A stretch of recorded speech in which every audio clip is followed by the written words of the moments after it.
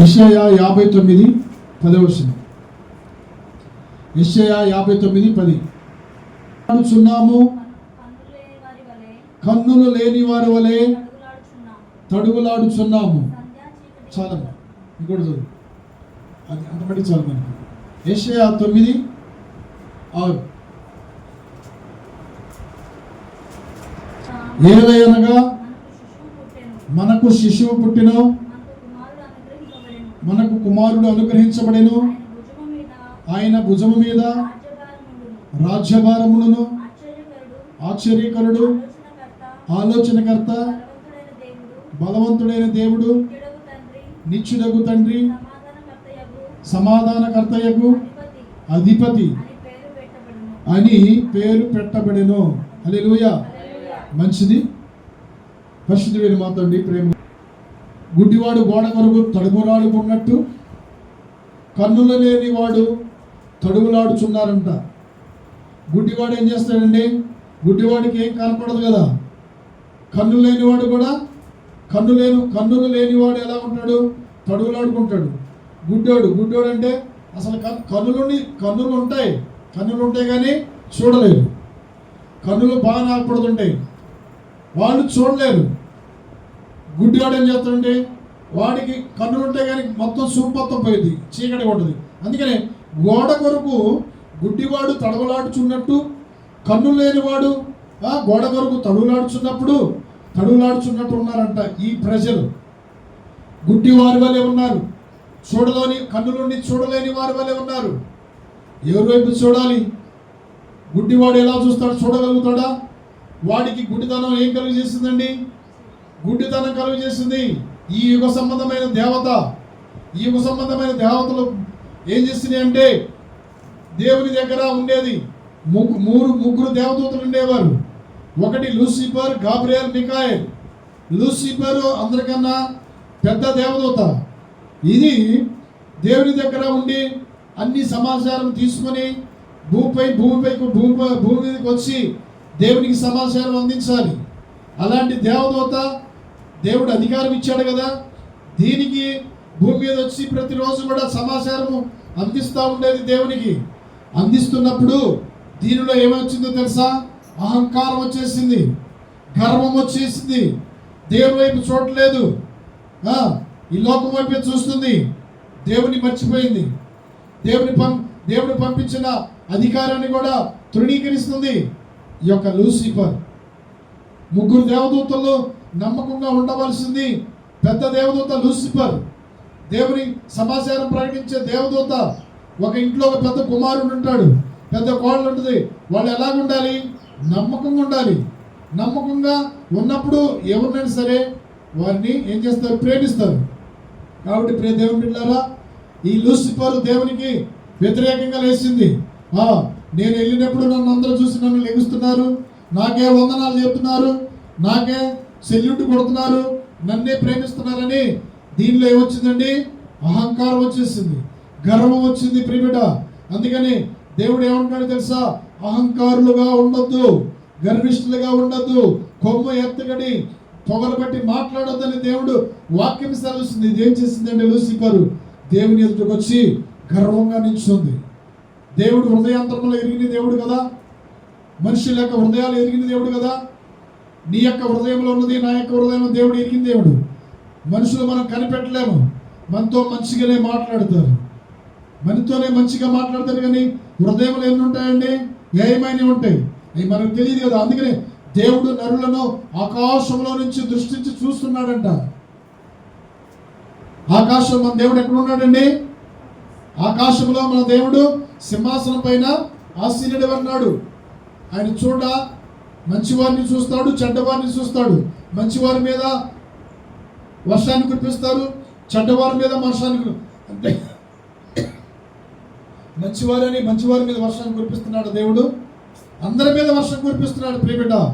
అందుకనే యుగ సంబంధమైన దేవత దేవుని వైపు చూడకుండా, నిజ దేవుని వైపు చూడకుండా, సృష్టికర్తమైన దేవుని వైపు చూడకుండా ఏం చేస్తుందంటే మనుషులకు గుడ్డితనం కలుగు చేస్తుంది. గోడ కొరకు గుడ్డివారు తడువులాడుకుంటున్నారు. ఎందుకు పనికిరాని, ఎందుకు ప్రయోజనం లేని వాటి కొరకు ప్రయాసపడుతున్నారు ప్రియబిడ్డ. అందుకని వారిని ఏమన్నాడు? గుడ్డివాడు అన్నాడు. అందుకని 1 కొరింథీయులు 4:4 ఉంటుంది, ఏమంటుందంటే వారి మనోనేత్రములకు దేవుడు యుగ సంబంధమైన దేవత ఏం చేసిందంటే గుడ్డితనం కలిగజేసిందంట. గుడ్డితనం అంటే చూడలేని మంచి వాటిని చూడలేని వాటి వైపు చూడలేని గుడ్డితనం కలిగజేస్తుంది బిడ్డ. కాబట్టి గుడ్డితనం నుంచి నీ కనుల వెలుగు నేత్రములు కలుగునుగాక, మూయబడిన నీ నేత్రములు తెరవబడునుగాక. హల్లెలూయా. కాబట్టి ఆయన వైపు చూడాలంటే, గుడ్డితనం పోవాలంటే యేసు ప్రభు వారు ఏం చేస్తే, యేసు ప్రభు వారిని తన తండ్రి అనే యెహోవా లోకానికి పంపించాడు.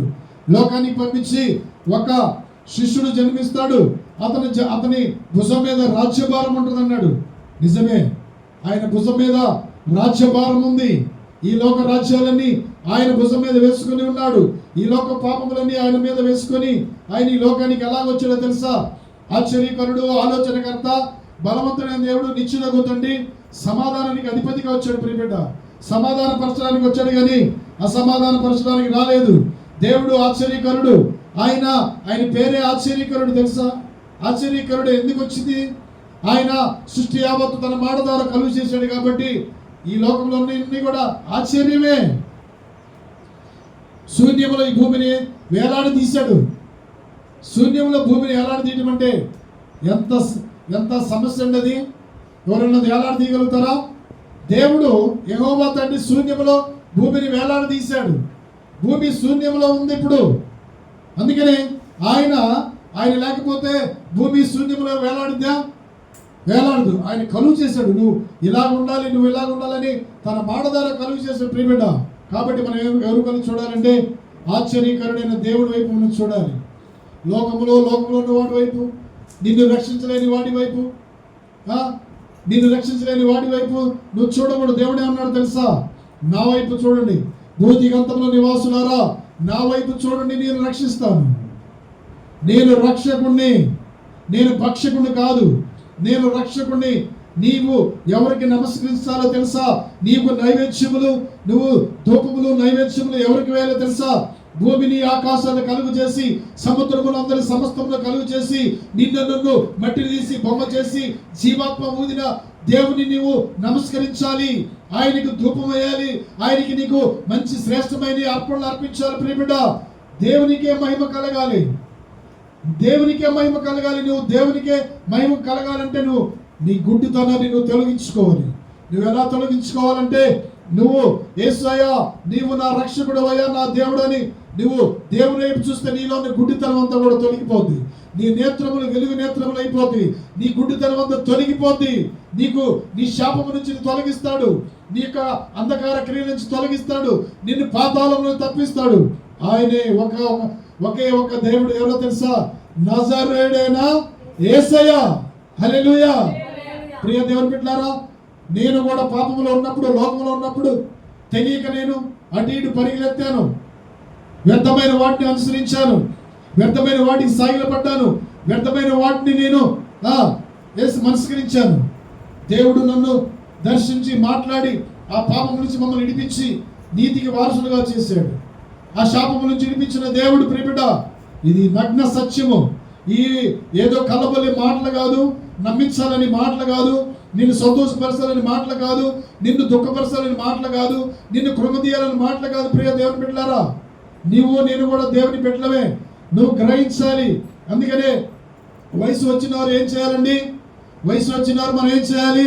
మంచి చెడ్లను తెలుసుకోవాలి. మంచి చెడ్డలు తెలుసుకో. వయసు వచ్చింది మనకి. మనం చిన్నపిల్లలవా? 40 సంవత్సరాలు వచ్చినాయి, 50 సంవత్సరాలు వచ్చినాయి, 60 సంవత్సరాలు వచ్చినాయి, నీకు 70 సంవత్సరాలు వచ్చినాయి. ఎప్పుడు ఒకే పోకడా, ఎప్పుడు ఒకే ఉరుక, ఎప్పుడు ఒకే ఆలోచన, ఎప్పుడు ఒకే ప్రవర్తన. నీ ప్రవర్తన మార్చుకో. నీ యొక్క పరుగు బంధం మార్చుకో. దేవుడు తన సేవకుల ద్వారా నిన్ను గద్దిస్తున్నాడు ప్రియబిడ్డ. మార్చుకుంటే, నువ్వు మనసు మార్చుకుంటే, మార్పు చెందితే రేపు నీకు నిత్య జీవంలో ప్రవేశం. హల్లెలూయా, హల్లెలూయా. అందుకనే యేసు ప్రభు వారు 2025 సంవత్సరాల పూర్వం ఈ లోకానికి వచ్చాడు. వచ్చి ఆయన నేనే రక్షకుడని ఆయన నిరూపించాడు. నా పాపముల కొరకు దరిద్రులుగా ఉన్నప్పుడు, పెంటకప్ప మీద ఉన్నప్పుడు నన్ను ఏం చేసింది తెలుసా? లేవనెత్తాడు ప్రియబిడ్డ. హల్లెలూయా. అందుకని ఆయన ఏమన్నారో తెలుసా? ఆలోచనకర్త. ఆలోచన మనకు ఉండాలి. గుడ్డేడాలి, మనం ఎటు పడితే అటు పరిగెత్తకూడదు. ఈరోజు అంశం ఏంటని తెలుసా? ఆలోచన. నీకు నాకు మంచి ఆలోచన ఇవ్వాలి. మంచి ఆలోచన కలిగి మనం నడుచుకోవాలి ప్రియబిడ్డ. ఆలోచన లేకుండా మనము ఏ పని కూడా చేయకూడదు. ఆలోచన లేకుండా మనం ఎక్కడ కూడా పోకూడదు ప్రియబిడ్డ. ఎందుకని? ఆలోచన కలిగి ఉండటం మంచిది. ఆలోచన మనం ఏదైనా పని చేస్తున్నప్పుడు ఆలోచన కలిగి చెయ్యి అంటావా? అన్నా ఆలోచన ఉండాలి. ఒక ఆలోచన ఉండాలి. ఆలోచన లేకుండా వ్యాజ్యాన్ని కూడా పోకూడదంట. వ్యాజ్యం అంటే ఏంటంటే వ్యాజ్యం మన మీద వ్యాజ్యం వేస్తారు కదా. ఆలోచన లేకుండా వ్యాజ్యం కూడా పోకూడదంట. వాక్యం చదువుకుందాం. సామెతలు 25:8. నువ్వేం చేస్తావు? నువ్వేం చేయగలుగుతావా అని మన మీద ఏం చేస్తారు తెలుసా? మన మీద కాలు దూవుతారు. ఆలోచన లేకుండా వ్యాజ్యాన్ని కూడా పోకూడదు. వ్యాజ్యం అంటే మన మీద ఉట్టిగానే వ్యాజ్యం ఆడుతుంటారు. మన మీద ఉట్టిగానే నిందలేస్తుంటారు. మన మీద ఉట్టిగానే మాట్లాడుతుంటారు. అయినా పర్వాలేదు, మాట్లాడండి. వారికి ఆయాసం వచ్చినంత వరకు మాట్లాడినాయి. వారికి కాళ్ళు నొప్పులు, నోరు నొప్పులు పడేంత వరకు తిరగని. ఈ ఆలోచనలో భలే ఆలోచన చేస్తారు తెలుసా? దేవుని కార్యాలు పాడు చేయాలని పరుగులెత్తి పాదాలు ఎటు పెడతారు, ఎదురు పరుగులెత్తుంటాయి. దేవుడు ఈరోజు నీతో మాట్లాడుతున్నారు. నీ ఆలోచనలన్నీ చెడిపోవును గాక. పరిశుద్ధాత్మ వ్యతిరేకమైన ఆలోచనలన్నీ లయమైపోవును గాక. ఆయన ఆశ్చర్యకరుడు, ఆలోచనకర్త.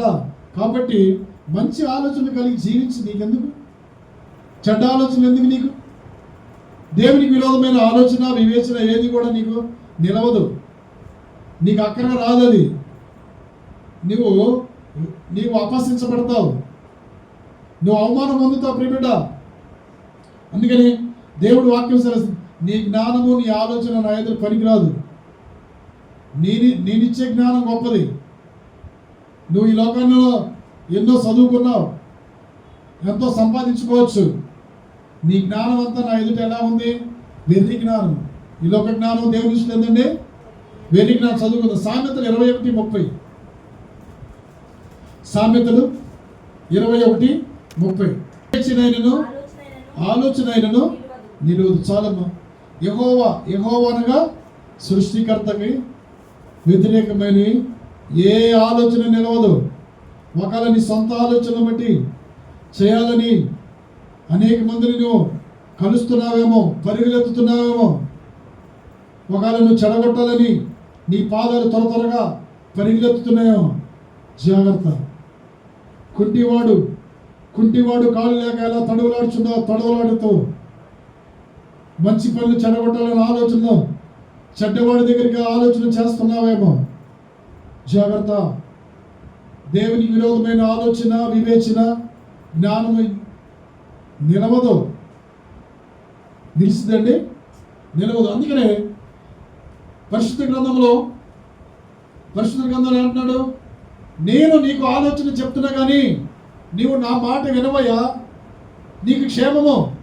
నేను నీకు ఆలోచన ఇస్తాను, నా మాట ఈయన అంటున్నాడు. ఎవరు? ఇర్మియా చెప్తున్నాడు సిద్కియాకి, రాజుకి, ఒక యూదా రాజుకి.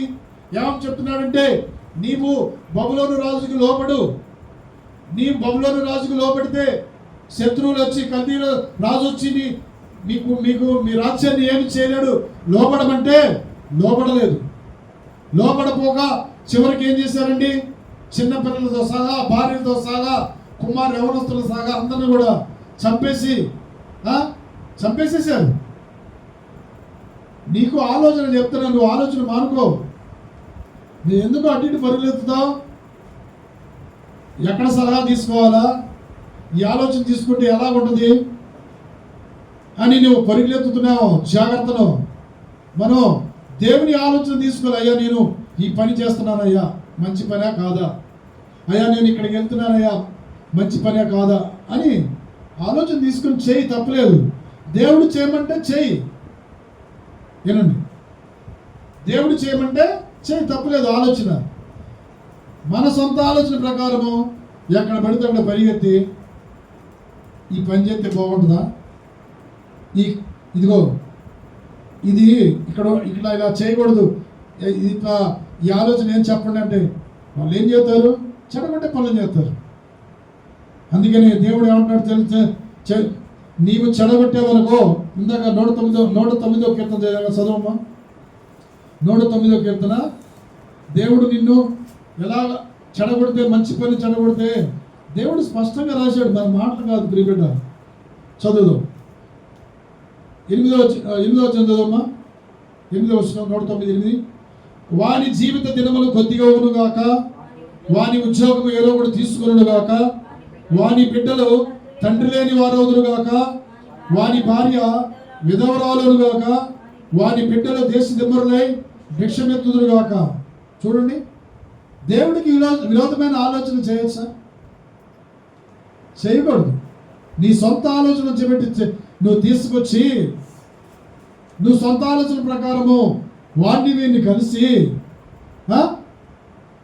వారిని బాధ పెట్టాలని, వారిని దుఃఖ పెట్టాలని నువ్వు సొంత ఆలోచన పెట్టి నీకు దేవుడు ఇచ్చాడు ఒక ఆలోచన ఇస్తే ఓకే, దానికి ఎవరు కూడా దాన్ని విమర్శించడు. నువ్వు సొంత ఆలోచన పెట్టి నువ్వు తీసుకొచ్చి నువ్వు చేస్తే దేవుడు సహిస్తాడు అనుకున్నావా? ఇప్పుడు మనం బలం ఉంది, తెలివితేటలు ఉండి బాగానే ఉందని అనుకోవచ్చు. రేపు నీ బలం ఉడిగిపోయాక నీ ఆలోచనలన్నీ వ్యర్థమైపోతాయి. నిన్ను ఎవడు కూడా పట్టించుకోడు.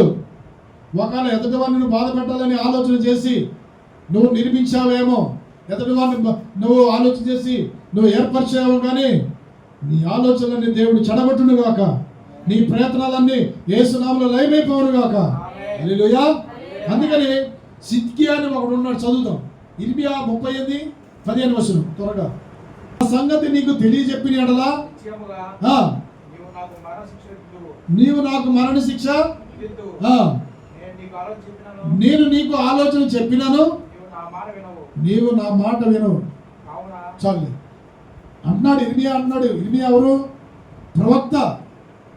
ప్రవక్త దేవుడు ఏర్పరిచిన ప్రవక్త, దేవుడు ఏర్పరిచిన సేవకుడు. ఆశామాషి కాదు. దేవుడు సొంతగా ఊహలు బట్టి దేవుడు ఇక్కడ ఏర్పరచబడలా. ఇర్మియా అంటున్నాడు సిద్కియాతో రాజుతో, సిద్కియానిగా మంచి పేరు పెట్టుకున్నాడు. అన్ని తప్పుడు ఆలోచనలు, తప్పుడు ఆలోచనలు ఇచ్చేవాడు. ఇతరుల దగ్గర తప్పుడు ఆలోచన తీసుకునేవాడు. ఇతరుల దగ్గర తప్పుడు ఆలోచన మనం తీసుకోవచ్చా? నీ ఆలోచన ఏంటి? నీ ఆలోచన ఏంటి? దేవునికి చెప్పుకో. సిద్కియాతో అన్నాడు ఇర్మియా, సిద్కియా నీ ఆలోచన మానుకో, నీ ప్రవర్తన మానుకోవయ్యా. నువ్వు రాజుగా ఉన్నావు, నేను చెప్పే మాట వింటే నువ్వు కీడి నుంచి తప్పించబడతావు. నీ బిడ్డలు దేశ దిమ్మరులు కాదు, నీ భార్య విధవరాలు కాదు, నీ పిల్లలను పోగొట్టుకోవు, నీ ఆస్తి నీవు పోగొట్టుకోవు. నీతిమంతుల మీద దురాలోచన చేసేవో జాగ్రత్త. ఇర్మియా హెచ్చరిస్తున్నాడు, గద్దిస్తున్నాడు. గద్దింపుకు లోబడు. బబులోను రాజుకు లోబడయ్యా. కల్దీల రాజు వచ్చింది అనుకో. కల్దీల రాజు, కల్దీలు అంటే ఎవరండి? కల్దీలు అంటే అన్యులు, దేవుని ఎరగిన వారు రావచ్చా? ఇజ్రాయెల్ దేశం యూదాపట్నం మీదకి రాకూడదు. బబులోను రాజుకి లోపడితే ఈ కీడు తప్పించేవాడు దేవుడు. ఇర్మియా చెప్పాడు, దేవుడు చెప్పాడు పొమ్మన్నాడు, పోవాలి.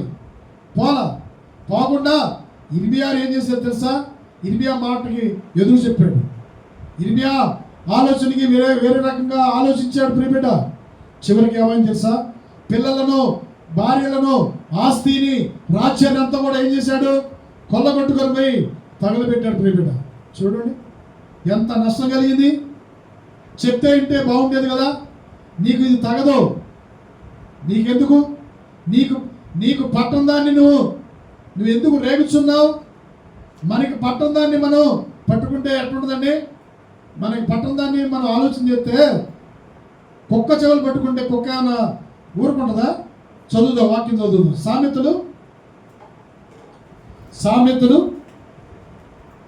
సామెతల అధ్యాయము, సామెతలు 26:17 చదువుమా. తనకు పట్టని జగడాలు ఎందుకు? నీకు పట్టని జగడాలు ఎందుకు? నువ్వు ఎందుకు ఆలోచన చేస్తున్నావు? ఇక్కడ పోతే ఈ ఆలోచన భలే ఉంటుంది, ఇక్కడ పోతే ఈ ఆలోచన భలే ఉంటుంది, ఆడికి పోతే ఈ ఆలోచన ఇస్తారేమో, ఇక్కడ పోతే మంచి జరిగితేమో, ఇక్కడ పోతే రోగం తగ్గితేమో, మా ఇక్కడ పోతే సోది చెప్పించుకుంటా. సోది దేవుడికి అసహ్యింది. సోది అసలు చెప్పించుకోకూడదు. సోది అంట దేవుని దృష్టిలో అసహ్యమైందంట. సోదిగాడు. తర్వాత మంత్రజ్ఞులు ఏంది ఇవన్నీ మాయాతంత్రాలు చేసిన వాళ్ళ దగ్గరికి పోతే సనుగుడు కొనుగేవాడు. బొమ్మల దగ్గర వాళ్ళ దగ్గర అసలు ఇంకా పాపం అంటది. ఇంకా పాపం చేసినట్టే. ఇక్కడ తాను పట్టని జగడములను రేగువాడు దాటిపోతున్న కుక్క చెవులను పట్టుకున్నాడు సమానుడు. కుక్క చెవులు పట్టుకుంటే ఊరుకుంటుంది అన్నది. ఏం చేసింది అన్నది? కరిసిద్ది అంతే. నువ్వు కీడు రాకముందే, కుక్క ఎలాగ కరిసిద్దాలా నీకు కీడు రాకముందే, అపాయం రాకముందే నీ ఆలోచనలు మానుకో. మంచి పనులు చెడగొట్టొద్దు. ఎవరు ఏ సలహా ఇస్తారా, ఎవరు ఆలోచన ఇస్తారను అని తిరుగులాడుచున్నావు అటు ఇటు. నీ పాదాలు నీ యొక్క గృహంలో ఉంచుకో స్థిరంగా. పాదాలు అటు ఇటు పరిగెత్తొద్దు. కీడి చేయ పరిగెత్తు పాదములను. అన్నదమ్ముల్లో జగములు పెట్టి వారిని దేవుడు ఊరుకుంటాడా? దేవునికి అసహ్యం అంట ప్రియబిడ్డ. హల్లెలూయా. అందుకని సిద్కియా అటు ఇటు పరిగెత్తాడు కానీ ఇర్మియా మాట వినలేదు. వినపోవటం వల్ల లాస్ అయిపోయాడు, కుటుంబాన్ని పోగొట్టుకున్నాడు. ప్రియ దేవుని బిడ్డ, మనము మంచి ఆలోచనలు ఇస్తున్నారు, దేవ సేవకులు చెబుతున్నారు. నీవు కీడుకు దూరంగా ఉండు, నువ్వు పాపానికి దూరంగా ఉండు, నువ్వు నీతిమంతుల మీద దురాశలు చేయకుండా జాగ్రత్తగా ఉంటే నీకు మేలే జరిగింది. హల్లెలూయా, హల్లెలూయా, హల్లెలూయా. చదువుదాం. యోహాను సువార్త 18:14. లోక సువార్త పక్కన ఉంటుంది. యోహాను సువార్త 18:14. ఇద్దరు ఏం చేశారు తెలుసా? యేసు ప్రభు వారిని సిలువ వేయాలని తప్పుడు ఆలోచన చేశారండి. చదువుమ్మా. ఒక మనుషుడు ప్రజల కొరకు చనిపోవడం ప్రయోజనకరమని యూదులకు ఆలోచన చెప్పిన వాడు. చాలమ్మా. పై వస్తుంది చదువమ్మా. పై వస్తుంది. అతడు ఆ సంవత్సరము ప్రధాన యాజకుడై కయపకు మామ ఎవరు? ఎలాగ సిలువ వేయాలి అని ఏం చేశారు తెలుసా? వారు ఆలోచన చేస్తున్నారు, చాటు మాటుగా ఆలోచన చేస్తున్నారు. నువ్వు ఎక్కడికి వెళ్తున్నావో, ఎవరి ద్వారా ఆలోచన తీసుకుంటున్నావో, ఎక్కడికి నువ్వు పరిగెత్తుతున్నావో, నువ్వు ఎక్కడికి వెళ్తున్నావో అన్నీ చూస్తూనే ఉన్నాడు. జాగ్రత్త. ఇందాక వాక్యం చదివే కదా, నీ పిల్లలు దిక్కులేని వారైపోను గాక, నీ ఉద్యోగం వేరొకడు తీసుకున్నాడు గాక, నీ భార్య విధవరాలవును గాక అని. చూడండి ఎంత గద్దిస్తున్నాడు దేవుడు. ఎవరిని? కీడి చేసేవారికి ఇది. కీడి చేసేవారికి, మంచి పనులు చెడగొట్టేవారికి ఇది. మంచి పనులు చేసేవారికి కాదు ప్రియబిడ్డ. తప్పుడు ఆలోచించేవారికి ఇది ఈ వాక్యం యొక్క భావము. ముందుగానే దేవుడు ప్రస్తుత గ్రంథంలో లేఖనంలో లిఖించాడు. ఎందుకని? సరి అవ్వాలని, నువ్వు బాగుపడాలని, నేను సక్రమైన మార్గంలో నడవాలని తన యొక్క పరిశుద్ధ ప్రవక్తల ద్వారా లిఖించాడు ప్రియబిడ్డ. హల్లెలూయా. అందుకని కైపై ఏం చేశారు? ప్రజలందరూ కొరకు చనిపోవాలి. యూదులు ఆచారం అంటే ఇది. ఆచారం అంటే ఏంటండి? ఆచారం అంటే మా తల్లిదండ్రులు చేశారు, మా తాత ముత్తాళ్ళు చేశారు, నేను అదే చేస్తాను. ఆచారాలు వద్దు. ఆచారం అంటే ఏంటండి? పచ్చళ్ళు. ఆచారం అంటే తాత ముత్తాలు నాటిని వాటిని నడిపించేదాన్ని ఆచారం అంటారు. మీ ఇంట్లో ఆచారం ఉందా? పచ్చళ్ళు నాటలేదా? అదే ఆచారం. హల్లెలూయా. దేవుని నామమున మహిమ కలుగును గాక. సిద్కియాని ఏం చేశాడో తెలుసా? ఆ యొక్క బబులోను రాజు వచ్చి కళ్ళు ఓడబీకి సిద్కియా యొక్క 3 కుమారుల్ని సిద్కియా కళ్ళ ముందే చంపేశాడు. చూడండి, దేవుని మాట విననందుకు, దేవుని ఏర్పరచుకున్న నీతిమంతుల మీద దురాలోచన చేసినందుకు ప్రియబిడ్డ. అందుకని ఆయన ఆలోచనకి విరోధంగా ఆలోచన వివేచన జ్ఞానం నిలవదు. హల్లెలూయా. చదువుదాం. ఇంకొక 2 సమూయేలు 17:23. రెండో సమూయేలు 17:23.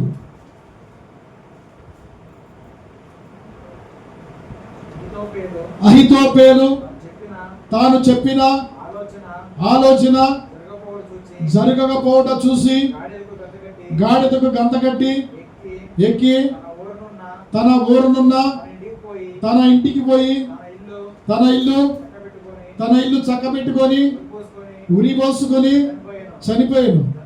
జనులు అతని తండ్రి సమాధి యందు అతనిని పాతిపెట్టి. చూడండి, అహీతోపెలు అంటే ఎవరో తెలుసా?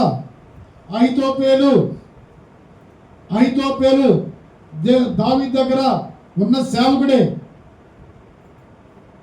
అయితే కుటుంబాల్లో ఒకరిని ప్రేమిస్తారు, తల్లిని ప్రేమిస్తారు, కుమారుని ప్రేమిస్తారు. భర్తను ఏం చేస్తారు తెలుసా? బయట వారు మన ఇంట్లోనే ఒక రకంగా ప్రేమిస్తారు, మన బయట వాళ్ళు వచ్చి. ఎలాగా? భర్తను ప్రేమిస్తారు, భార్యని ప్రేమిస్తారు, పిల్లల్ని ప్రేమిస్తారు. చూడండి, ఇదే ప్రేమ అండి. అది అలాంటి ప్రేమ. అలాంటి వాళ్ళతో మాట్లాడవచ్చా? అలాంటి వారిని ఆ ప్రేమ మనం పొందుకోకూడదు. అందరినీ ఒకే రకంగా మనం ప్రేమించాలి. యేసు ప్రభు అందరినీ ఒక రకంగా ప్రేమించాడు. మన ఇంటికి వచ్చి ఎలా చేస్తారు? మన భార్యని ప్రేమిస్తారు, మనల్ని ఏం చేస్తారు తెలుసా? వేరే రకంగా సమాధానిస్తారు. అలాంటి వారితో మనము సమాధానంగా ఉండకూడదు, సహవాసం చేయకూడదు. వాళ్ళని ఏం చేయాలి తెలుసా? గద్దించాలి. అహీతోపెలు అలాంటి వాడే. దావీదు కుమారుడైన అబ్షాలోము పెద్ద కుమారుడు. అబ్షాలోముని ఏం చేశాడు తెలుసా? అబ్షాలోముకు తప్పుడు ఆలోచన ఇచ్చి మీ తండ్రి మీదకి ఇంతమంది మన సైన్యాన్ని తీసుకెళ్దాం, మీ తండ్రి మీద మనం యుద్ధం చేసి గెలుద్దామని అహీతోపెలు ఏం చేశాడు తెలుసా? అబ్షాలోముకి తప్పుడు ఆలోచన ఇచ్చాడు. అహీతోపెలు తండ్రి యొక్క ఉపపత్రులు ఉన్నారు. తండ్రి యొక్క ఉపపత్రులు ఏం చేశాడు తెలుసా?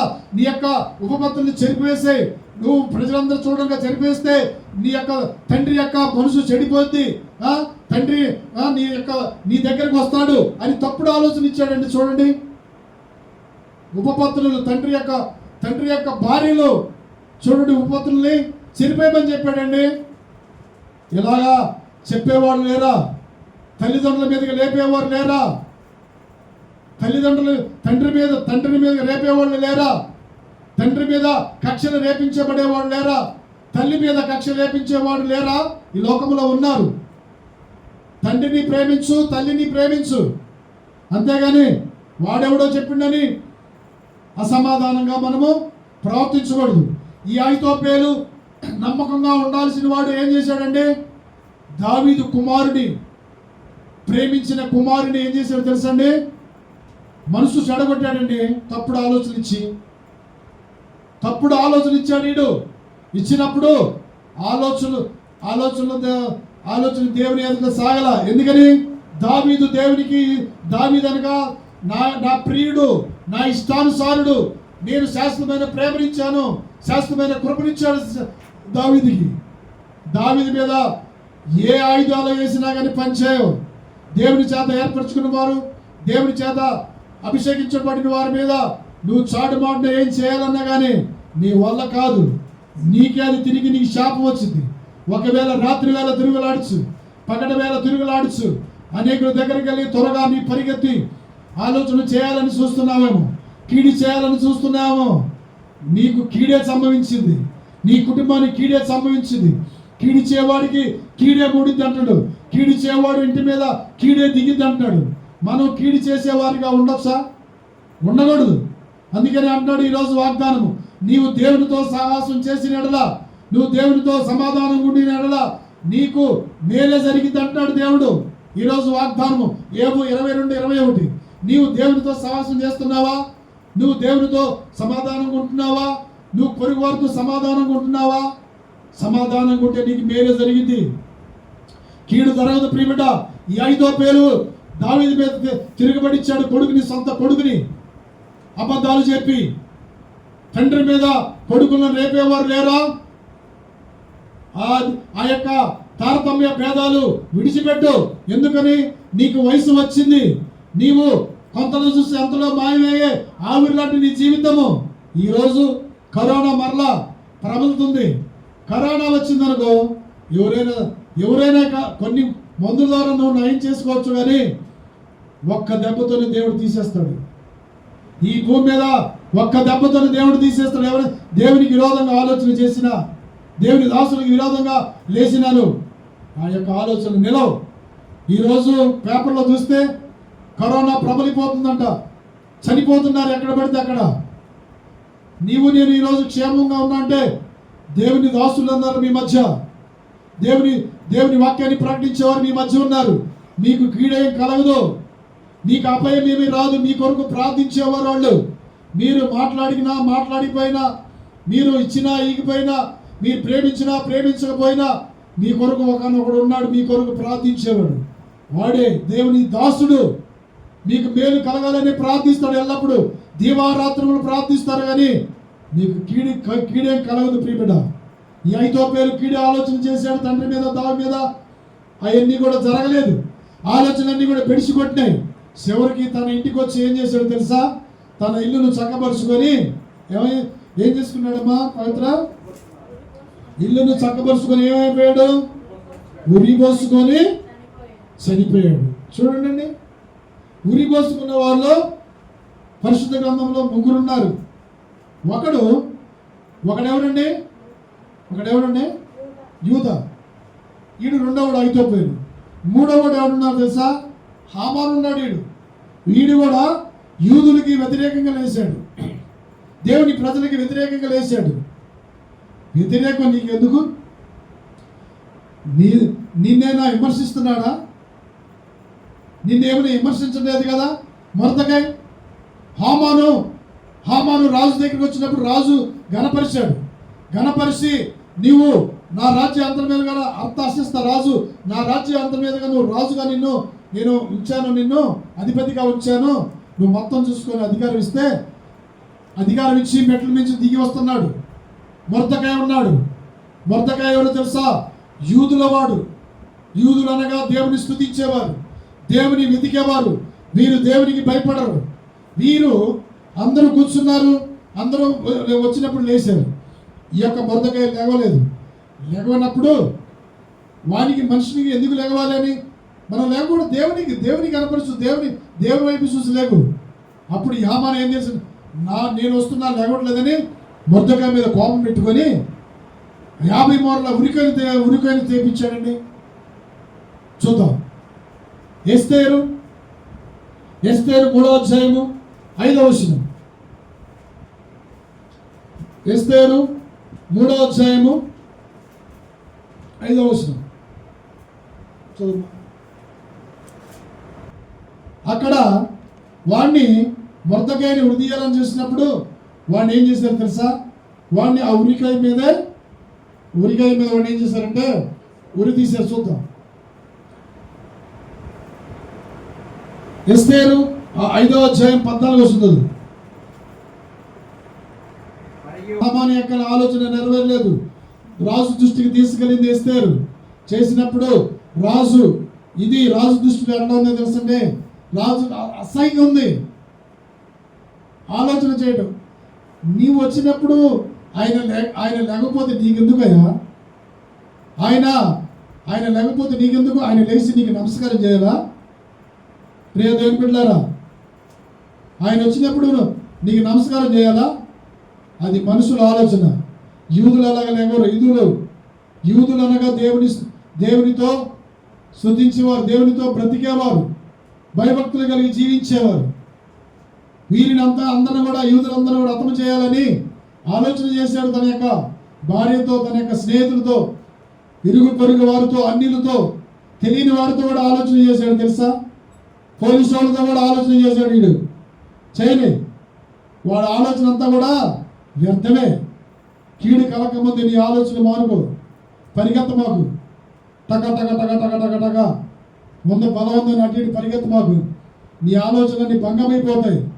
ఎలాగా హామాను యొక్క ఆలోచన ఎలా భంగమైపోయినాయో నీ ఆలోచనలు కూడా భంగమైపోతాయి. కీడు రాకముందే, అపాయం రాకముందే మానుకో చెప్తున్నాడు. చదువు. ఎస్తేరు 9వ అధ్యాయం 13వ వచనం. తప్పుడు ఆలోచన ఆలోచించాడు ఎవడు? హామాను. ఎవరి మీద? దేవుని బిడ్డల మీద, దేవుని దాసుల మీద, దేవుని కార్యాలు చెడగొట్టాలని ఆలోచన చేశాడు. తిరిగాడు ఆలోచన చేశాడు. అనేక మందిని ఆలోచన చేశాడు. నీ ఆలోచన అంతా కూడా దేవుని దృష్టిలో ఎలా ఉంది? మురికి గుడ్డలా ఉంది నీ ఆలోచన అంతా కూడా. దేవునికి విరోధమైన జ్ఞానం వివేచన నిలవదు. జాగ్రత్త. హామాను కుమారుని, ఎంతమంది కుమారులని? హామానికి 10 మంది కుమారులు కూడా ఏం చేశాడు? ఉరికొయ్య మీద ఉరి తీయబడ్డాడు. చూడండి ఎంత ఘోరమైన కుటుంబానికి వచ్చింది. అక్కడ అహితోపెలు ఏం చేశాడండి? తండ్రికి కుమారులకి కుటుంబాల్లో భేదాలు పెట్టేవారి మాట విని అబ్షాలోముని తండ్రి మీద తిరగబడినప్పుడు అబ్షాలోముకి తప్పుడు ఆలోచన చేసినప్పుడు, ఆలోచన నిలవనప్పుడు అహితోపెలు ఇంటికి వెళ్ళి తన ఇంటిని చక్కబెట్టుకొని ఏం చేశాడండి? ఉరి పోసుకొని చచ్చాడు. వీడు ఎలా తెచ్చాడమ్మా? ఉరి పోసుకొని చావాలా? వాడే 50 మూరల ఎత్తు ఉరికైనా ఏర్పరిచే ఎవరి కోసం? మొర్దెకై కోసం. తాను తీసిన గోతులు తానే పడినట్టు కీడు చేస్తే కీడే ముడిద్ది. అన్న కయప ఇద్దరు మామాలు తప్పుడు ఆలోచన చేశారు, కానీ ఆలోచన నిలవలేదు. యేసు ప్రభు వారు శిలువ మీద బలియాగమయ్యారు, ప్రాణాన్ని పెట్టారు. ఎందుకో తెలుసా? నన్ను రక్షించడం కొరకు. నువ్వు నరకంలో పోకూడదు, నువ్వు నశించిపోకూడదని శిలువలో తన ప్రాణాన్ని బలియాగం చేసిన ప్రియబిడ్డ ఉరి పోసుకొని చనిపోయాడు. అహితోపెలు తప్పుడు ఆలోచన ఇచ్చినప్పుడు, తప్పుడు ఆలోచనలు విన్నప్పుడు, తప్పుడు సలహాలు ఇచ్చేవారిని మాట వినినప్పుడు, మంచి మాటలు మంచి ఆలోచించే వారి దగ్గర ఎవరు రారండి. గోడ వరకు గుడ్డివాడు తెరున్నట్టుగా గోడ చాటు మాటలు భలేగా ఉంటాయి. ఆ మాటలు మనం వినొద్దు ప్రియబిడ్డ. హల్లెలూయా, హల్లెలూయా. మూడోది చూద్దాం. మూడోది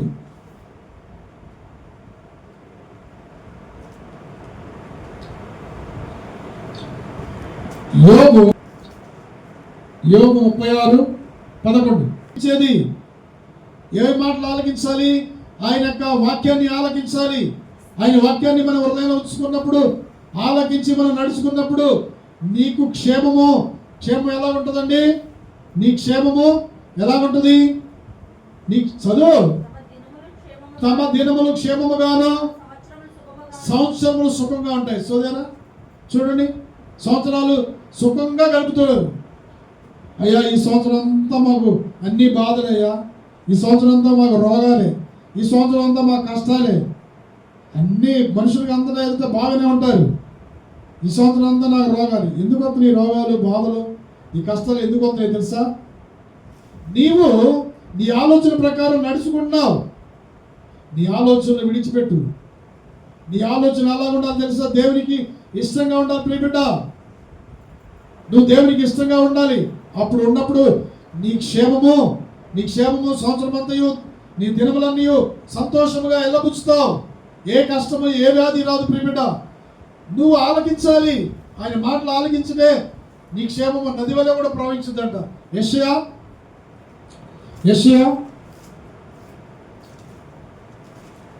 యెషయా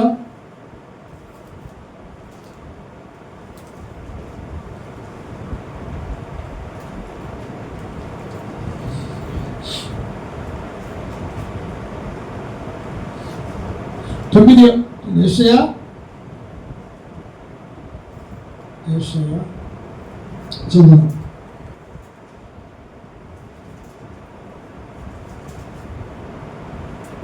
సారీ 48:18 చదువుతాం. వయసు వచ్చిన వాళ్ళు మంచి చెడ్లు ఎరుగుతారు కదా. మంచిని చెడగొట్టొచ్చా? చెడ్డదాన్ని చెడగొట్టు, తప్పలేదు. నీ ఆలోచన ప్రకారం నడుచుకొని, నీ ఆలోచన లేని వాళ్ళకి ఆలోచన ఇచ్చి, నువ్వు ఎక్కడ ఏం పెట్టాలో అక్కడ పెట్టించి, ఇప్పుడు బాగానే ఉన్నాను, నేను బాగానే నన్ను ఎవరు చూడలేదు అనుకున్నావు. నిన్ను చూసేవాడు, నిన్ను పుట్టించిన వాడు నీ పైన ఉన్నాడు తెలుసా. నువ్వు పెట్టించాల్సిన పెట్టించి నాకు తెలియనట్టుగా, ఎవరు తెలియనట్టుగా ఉంటున్నావేమో జాగ్రత్త. దేవుడు అన్ని పరిశీలిస్తూనే ఉన్నాడు తెలుసా. నా నడక, నా పడక, నీ పడక, నీ ప్రవర్తన అన్నీ కూడా దేవుడు ఆలకిస్తున్నాడు. ప్రేమిడ, నువ్వు ఆలకిస్తే నీ నది, నీ క్షేమము నది వలె. నది ఎలా ఉంటుంది తెలుసా. నది ఎలా ప్రవహించిందన్నా, పీస్ఫుల్గా ఉంటుంది, శబ్దం రాదు నది. అలాగా నువ్వు నీ నది వలె నువ్వు కుటుంబానికి క్షేమంగా నడిపిస్తాడు దేవుడు. నీ నీతి కలిగి ఉండాలి. నీ నీతి ఎలాగా, సముద్ర తరంగములు ఎలా పొర్లుతాయి తెలుసా. పైకి లేచి అలాలో అలాగ పొర్లుతాయి నీ నీతి. అలాగ ఉండాలి నువ్వు నీ క్షేమం అలాగ ఉండాలి. నువ్వు అలాగ నీ నీతి అలాగ పొరలాలి. నువ్వు ఆలకించు. నువ్వు ఆలకిస్తే నీ నీతి క్షేమంగా ఉంటుంది. నీ దినములు సంవత్సరం అంతగా మంచిగా గడుస్తాయి. ప్రియబిడ్డ, సంవత్సరం అంతా గడిచింది. ఈ సంవత్సరం అంతా కూడా నీకు క్షేమమే వచ్చింది. నీకు మేలే జరిగింది. నువ్వు ఆశ్చర్య కార్యాలు చూస్తావు. నీ పిల్లల్ని ఆస్వాదిస్తాడు. నీ పంట పొలాలు ఆస్వాదిస్తాడు. నీ చేతి విత్తులు ఆస్వాదిస్తాడు. ప్రియబిడ్డ, నీకు కీడు చేయడం వారితో నీ జగడాలు ఎందుకు? యేసు ప్రభు వారు ఏమైనా కీడు చేశాడండి ఎవరికన్నా?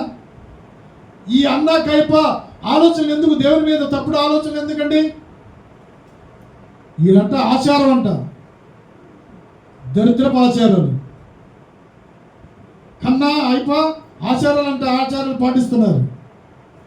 తెలుసుకో, ఏది సత్యమో, ఏది అసత్యమైందో, ఏది దృశ్యమైందో, ఏది అదృశ్యమైందో, ఏది జీవమైందో, ఏది నిర్జీవమైనదో తెలుసుకుంటే ఇకనైనా నీ గుడ్డితనాన్ని పోగొట్టుకో. నీ యొక్క గుడ్డితనాన్ని పోగొట్టుకొని దేవుని వైపు నీ నేత్రాలతో, వెలిగి నేత్రాలతో చూస్తే నీవు దేవుని రాజ్యంలో యుగయుగాలు జీవిస్తావు. ప్రియబిడ్డ, హల్లెలూయా. చదువుదాం. చివరగా వాక్యం చదువుకొని దేవుని నామమును మహిమపరచుకుందామండి. హల్లెలూయా. యెషయా 65:2 వైపు దేవుడు ఏమంటున్నాడండి? నా చేతులు చాపుతున్నాను, నా రెక్కల కిందకు రా. నేనే సమస్తమును కలుగు చేసిన వాడిని, నాకే నీవు నమస్కరించాలి. నేనే ఆరాధనకి యజ్ఞుణ్ణి, నేనే పూజకు అర్హుడని దేవుడు స్పష్టంగా తెలియపరుస్తున్నాడు. ప్రియబిడ్డ, నువ్వు ఆలకించు, నువ్వు లోబడితే నీ శ్రమలు తగ్గిపోతాయి. రేపు శ్రమ ఉంది. ఆ శ్రమ రాకముందే, ఆ కష్టం రాకముందే, నీవు కన్నీళ్లు కార్చకముందే, తల్లి జాడ పిల్లకి తెలియదు, పిల్ల జాడ తల్లికి తెలియదు. చెట్టుకొక్కరు పుట్టుకొక్కరై అనాథలై అరిసే రోజు వస్తుంది. ఆ దినము రాకముందే దేవుని రెక్కల కిందకి రా, బలిష్టమైన రెక్కల కిందకి రా. నీ కుటుంబం, నీ పిల్లలు రా. ఈరోజు పిలుస్తున్నాడు ప్రియబిడ్డ నిన్ను. దినమెల్లా నిన్ను ఆయన రెక్కల కింద ఉంచాలని. నేను ఆయన రెక్కల కింద నువ్వు దాగి ఉంటే నీకు ఏ కీడు రాదు, ఏ అపాయం రాదు. ప్రియబిడ్డ, దినమెల్లా చాపుతున్నాడమ్మా. దినమెల్లానే పాడిన మన పిల్లల సాక్ష్యాన్ని కాపాడుకోవాలి. నువ్వు ప్రేమ కలిగి ఉండాలి. నీ పిల్లల పట్ల ప్రేమ కలిగి ఉండాలి. నీ భర్త పట్ల నువ్వు ప్రేమ కలిగి ఉండాలి. నువ్వు పొరుగువారి పట్ల ప్రేమ కలిగి ఉండాలి. అంతే. ప్రేమించడమే నేను చెప్పాడు. ప్రేమ శాశ్వతంగా ఉంటుంది. ప్రేమే శాశ్వతంగా నిలిచేది ప్రియబిడ్డ. హల్లెలూయా. అందుకని దేవుడు ఏమని తెలుసా? నీ ఆలోచన మానుకొని నా రెక్కల కిందగా రా. నేను దినమెల్లా చేతులు చాపే ఉన్నాను. నువ్వు వస్తే నీ శ్రమలు తప్పిపోతాయి, నీ బాధలు తొలగిపోతాయి ప్రియబిడ్డ. హల్లెలూయా, హల్లెలూయా.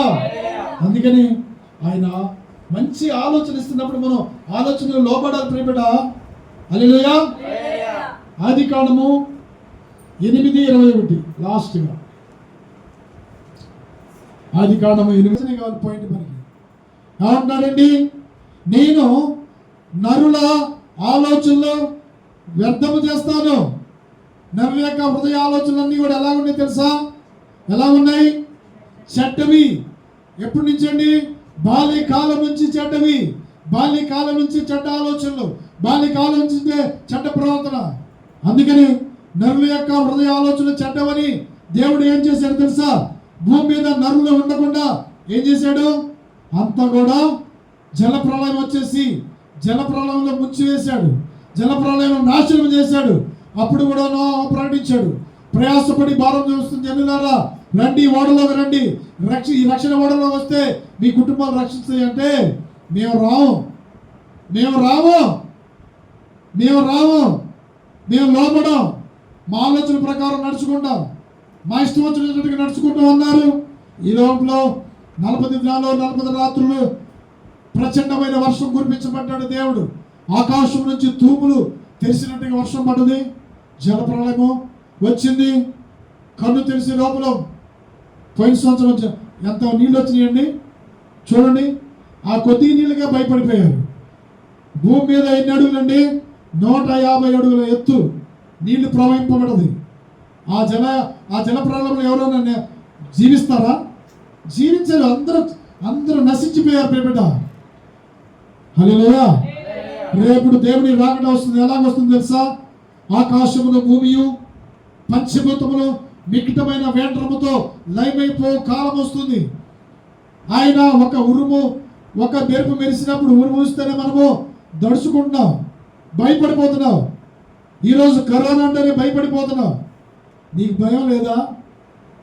ఇంత మంచి జీవితాన్ని నాకు ఇచ్చిన దేవుడు, ఆయన రక్తంలో కడగబడిన పరిశుద్ధులము. భయపడాల్సిన పని లేదా? నువ్వు భయపడాలి. నువ్వు భయపడితేనే రేపు నిన్ను ఆ ఉగ్రత నుంచి, గొర్రెపిల్ల ఉగ్రతని తప్పిస్తాడు. పంచభూతములు మిక్కటమైన వేండ్రముతో లయమైపోతున్నాయి. నువ్వు సిద్ధపడు, ఆయన రెక్కల కిందకి రా. ఇంతవరకు చేసింది ఏదో చేశావు, రా, నిన్ను పిలుస్తున్నాడు. నువ్వు దేనికి భయపడాల్సిన పని లేదు. నేను మా తల్లిదండ్రులు ఉన్న ఆచారాలు పాటిస్తున్నానని నువ్వు భయపడాల్సిన పని, అవి ఏమి చేయవు. ప్రియ బిడ్డలారా, దేవునిగా మనం ఆరాధించాలి. సృష్టికర్తమైన దేవుడిని మనం ఘనపరచాలి, మహింపరచాలి. తల్లి జాడ పిల్లకి, పిల్ల జాడ తల్లిదని ఆ రోజు రాకముందే నువ్వు ఎవరి రెక్కల కింద రాగాలి? దేవుని రెక్కల కింద రా. నీకు కీడంతా తప్పించబడదు. నీకు ఆలోచన ఇస్తున్నాడు. ఆలోచన మంచి ఆలోచన ఇస్తున్నాడు దేవుడు. తన దాసుల ద్వారా మంచి ఆలోచన ఇస్తున్నాడు. హామానులాగా, ఐతోపేల్లాగా, అన్న కైపలాగా ఆలోచనలు వినమాకు. వాళ్ళ ఆలోచనలు వినమాకు. వాళ్ళ ఆలోచనలు తప్పుడు ఆలోచనలు, మంచిని చెడగొట్టే ఆలోచనలు, సత్యము జీవ మార్గంలో నడిపించే చెడగొట్టే ఆలోచనలు. నీ ఆలోచనలు నీవు మానుకో. నీ ఆలోచన నా ఎదుట పనికిరావు. తస్మాత్ జాగ్రత్త. కీడు రాకముందే, అపాయం రాకముందే దేవుని ఆలోచనగా లోపడదా. దినమెల్లా ఆయన రెక్కల కింద మనం దాగి ఉందా. ఆయన రాకడ మహా ఉగ్రత వస్తుంది. ఆ ఉగ్రత నుంచి తప్పించబడదా. ఇదే అనుకూల సమయము, ఇదే రక్షణ దినము. రేపటి దినము నీది కాదు. నీ బలము తప్పించదు, నీ బలము తప్పించదు, నీ ఆస్తి తప్పించదు, నీ జ్ఞానము తప్పించదు, నీ ఆలోచన తప్పించదు. నిన్ను తప్పించేవాడు ఒకడే, ఆయనే. ఆయన భుజమైన రాజ్యభారమును, ఆయన ఆశ్చర్యకరుడు, ఆలోచనకర్త. ఆయన నిన్ను తప్పించేది. హల్లెలూయా, హల్లెలూయా, హల్లెలూయా. యేసయ్య నామమునకు మహిమ కలుగును గాక. చెప్పబడిన వాక్యం మనందరి హృదయాలు ఫలించి అభివృద్ధి పరచబడును గాక. ఆమేన్.